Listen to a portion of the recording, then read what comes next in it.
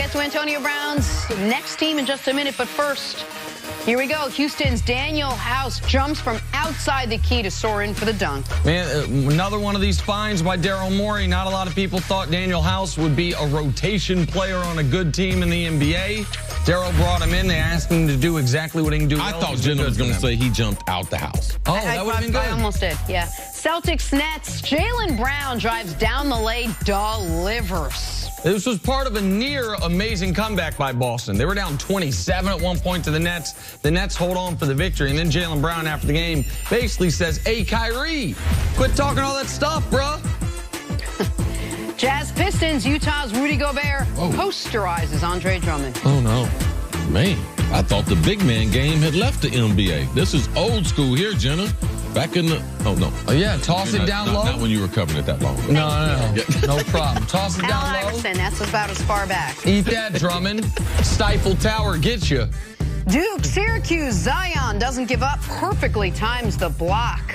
Look. Nick, how did you watch this game? Because you know your school is Syracuse. All right, so But Zion is your guy. I was rooting for exactly what happened. For Syracuse to somehow win, but Zion to have a big game. And that's exactly what happened. I watched this game, though, I got to say, the last hour of my radio show, probably not the best work of my life because this game was on simultaneously. Little multitasking going on. Hughes' Elijah Hughes launches a shot from the other side of the court and nails it. I audibly yelped when this happened. It made no sense to people listening to my Nick Foles take. But regardless, I was so excited. I was so excited when this happened. This was a great win for Syracuse, coming off a terrible loss to Georgia. Oh, this was needed. Oh, the game that goes to overtime. Absolutely. They needed that 70-footer. You want to play in or out? I'd love to. I'm so excited. Oh, wow. Here we go. We begin with Heisman winner Kyler Murray, who declared for the NFL draft yesterday. In 2018, he was drafted 9th overall by the Oakland A's to be an outfielder. That's baseball.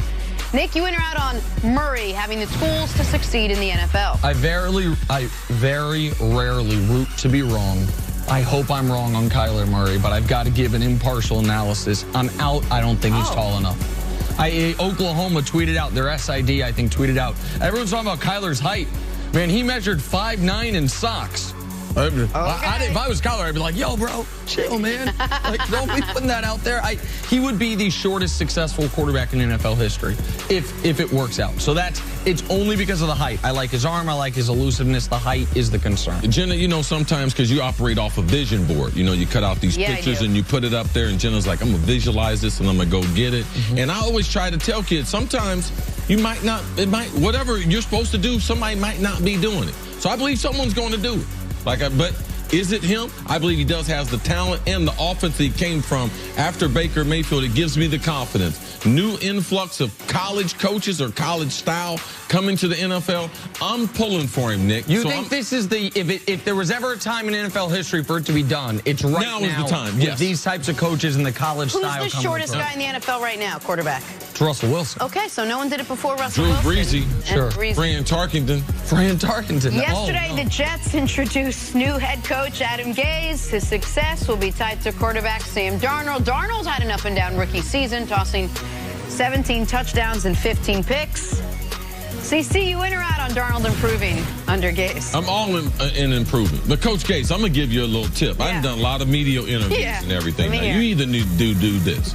You need to get either that Deion Sanders, Brian Urlacher treatment will get you some hair, or you need to wear a cap for all your press conferences. Okay, so I'm in. I believe his offense. I believe he's going to add to Sam Darnold, but I'm going to help you out on that press conference. You trying to help out Sam Darnold? Let me help you out. Wear a hat or call Deion. He's the only man in America that watched that press conference, and his reaction was Gase's hair.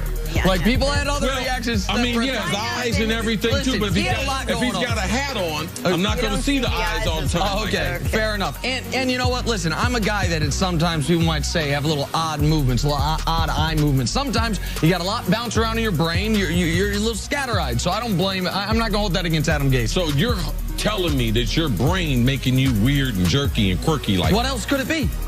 Gotta be the brain. Can't be anything else. Moving on. I'm in. Listen, I know people in New York are not very high on Adam Gase. I thought he did the most that he could do with a very limited quarterback situation in Miami. Yes. I think he will help Sam Darnold. When Tannehill was healthy, he won. Don't turn on him yet, New York. He's been here 20 minutes. Come on. Yeah, and I live in New York. It's a lot of odd-llooking people in New York. Oh, come on. Yesterday, Jerry Rice said that Antonio Brown wants to play for the 49ers. Niners haven't had a wideout go over 1,000 yards since Anquan Boldin in 2014, while AB has done that for 6 straight seasons. Nick, you went out on the Niners trying to trade for Brown. And this is, for the team perspective, perfect fit. It's your biggest need, and he is arguably the best in the world at it. Like, you got to give Jimmy Garoppolo some help, and you got to give Kyle Shanahan some talent on the offense other than George Kittle to work with. So I am absolutely in. George Kittle is an amazing tight end. Man, if you don't, go watch some video of George Kittle. You put him and AB on the same field because Jimmy Garoppolo is going to need it. They don't have that big type of running back. They do have the salary cap space, and I just believe he's phenomenal in short space. He's a great route runner. Now, he will occasionally forget a play and do some freelancing, but that's been known to happen with the wide receivers, with the species of wide receivers. So, oh, yeah, we know. Yeah, have him on the team. And also this, as he gets older, I believe he transitions. Make him a slot receiver. So I believe he can play a long time in the NFL at a high level. People just shouldn't forget, he is in the argument for greatest receiver ever under 6 feet tall. He's on that very short list, if not at the top of it. He's a great, great player if he gets his mind right. All right, and last we have Merrick Dolage of Syracuse, who's listed at 180 pounds. He decided to take a charge from Zion Williamson, who weighs 285 pounds. CC, went around on taking a charge from Zion. Oh, absolutely. If he's dribbling the ball, I mean, I got to. If he's at the top of the key and I'm inside the lane, I'm not going to try to block his shot. Of course I'm going to get in front of him. That's why they make the rules. That's why you read the rule book, dummy. I ain't going to try to sit there and try to throw my body in front of him in the air that I can get embarrassed. Taking a charge, there's nothing embarrassing about taking a charge. All right. No, absolutely. I'm in. As the great philosopher Ludacris once said, get out the way, man. That is a 285-pound freight train coming down. Dolezal, you got my build, bro. Like, what are you doing? Boeheim complimented that after the game. Tried to put his chest and hips into it. No, man. No, that is it. Listen, as I've been saying, of course. Too. And by the way, this charge stuff, you know how I feel about this. That ain't no real basketball. That's good basketball. It's smart for a guy who claims to be smart, because he seems like you would know the rules. I do know the rules. I don't like this rule. What other defense do you have right there? Right, you either go up to the rim or you just say, you know what, sir? You earn this point. I'm getting out the way. This little charge stuff, it's a dangerous play. He got his sternum all dented in and stuff. Zion didn't even notice him coming down like... Well, first of all, he'd have to go to the gym, lift some weights to be able to find a sternum. No, the sternum's... You don't need to lift weights to find sternum. The sternum is no good till you put some pecs on it. Well, what would you know about that? What would I know about that? Talk to me. Talk to me. There we go. Buys and tries. There we Coming go. up, how much pressure is on Carson Wentz to live up to Nick Foles? Talk to me. Jenna gonna get me fired. Mr. Tickles, let me talk. Come here. We're back. Well, that's worse. Come here. I wouldn't talk to him about that. Let me get them pecs right there, Mr. Tickles. Mr. Tickles, a Backed away. Good call, sir.